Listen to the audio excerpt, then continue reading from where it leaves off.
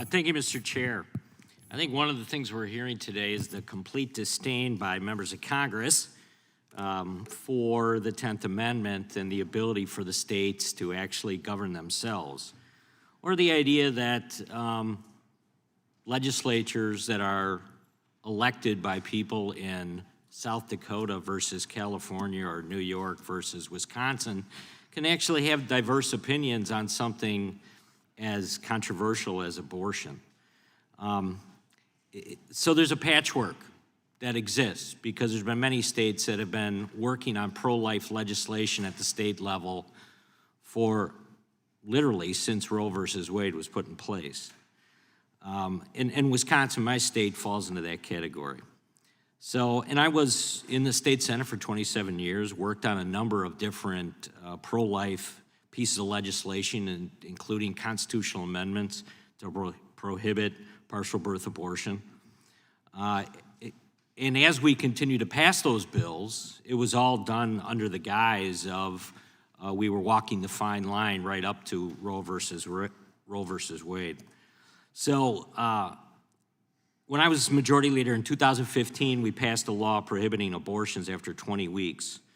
Wisconsin also has a law in the books passed before Roe versus Wade that bans abortion in all cases except for the life of the mother, subject to penalties under a different felony case than the 2015 law. It's my understanding it's common for criminal statutes to overlap, and the old law should in no way conflict with the 2015 law, which also provides for civil claims for damages, for example, against any person who performs an abortion on a pregnant woman in violation of the act.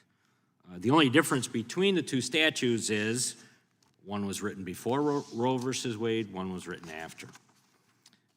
The Supreme Court decision in the recent Dobbs case is binding on the states, and any Wisconsin statute that had conflicted with Roe should now have full legal force and effect.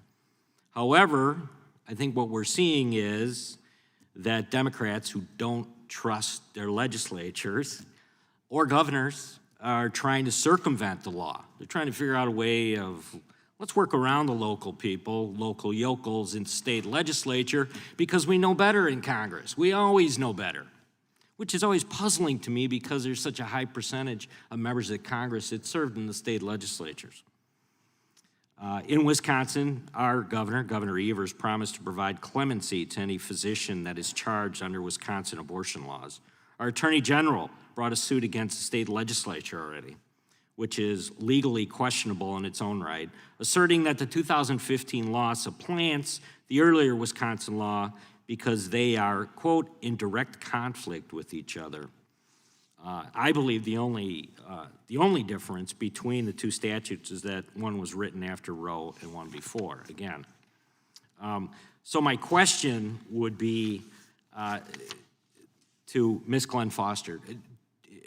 What has been kind of the recent response and the knee-jerk that you're seeing kind of from state to state as we look at this distrust for the state legislatures and what they may do or not do in light of the ruling?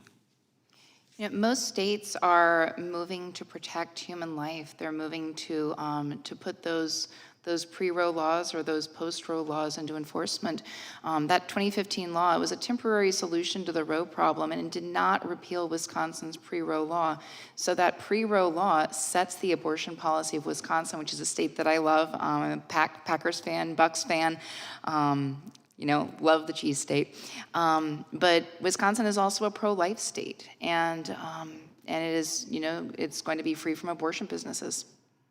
Do you think that as this quote-unquote patchwork exists, that it will be an opportunity for the electorate to kind of revisit some of these issues and adjust compared to what the Supreme Court has done? It is, yes. That's why we have elected representatives, and the American people are going to make their will known. We've seen that in the polling. We know that the American people support life, and we expect to see that the American people and their elected representatives will pass laws that will protect life going forward. Very good. Thank you, and I yield back. Gentleman yields back. Ms.